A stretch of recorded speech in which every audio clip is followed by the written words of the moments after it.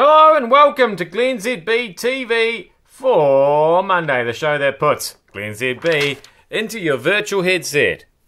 I'm bringing New Zealand to the world, and the world to New Zealand.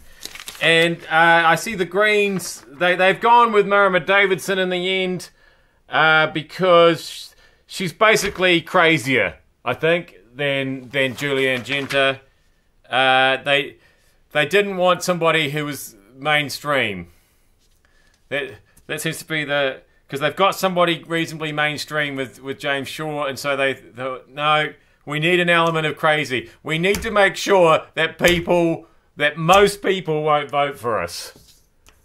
That only the really rabid lefties will be. Yeah,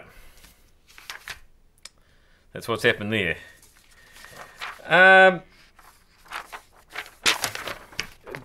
Apparently we've had a shock defeat to Malawi at the Commonwealth Games overnight.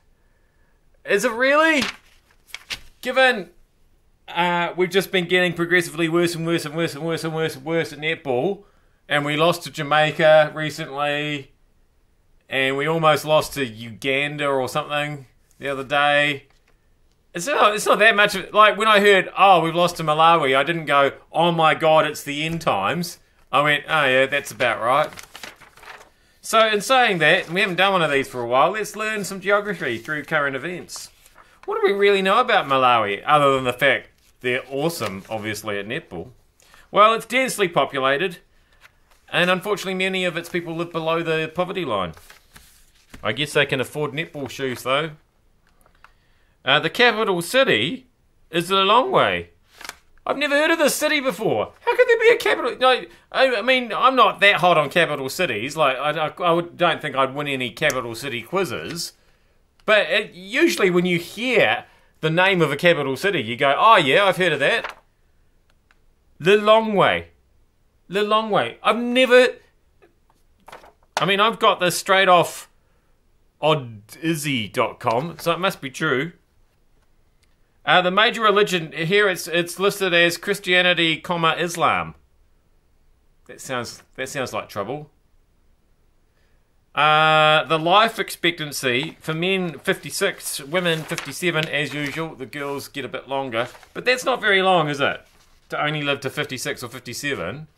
So it's no wonder they're good at things. They're gonna need to get all their netball done before they die. The way to say thank you in Malawi is Zakomo.